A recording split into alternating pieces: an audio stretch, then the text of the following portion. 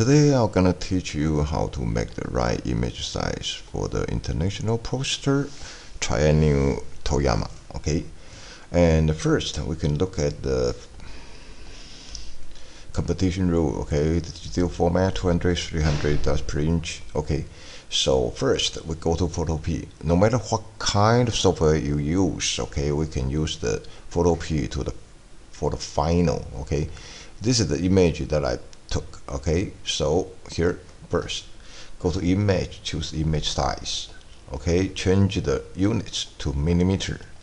They ask 72.8 by 103. So if the ratio is right, so normally it's 73 by 103. Okay, and we choose the 250 dots per inch. The X 200 to 300. Okay, so I use the 250 and choose okay, and then go to File, Export as JPEG.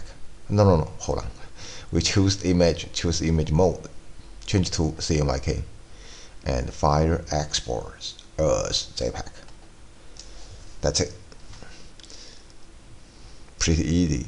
And normally, if you use Photopea export as, they will show you in here. Okay, so you have to drop this one to the desktop and rename it. Okay, and finish it done.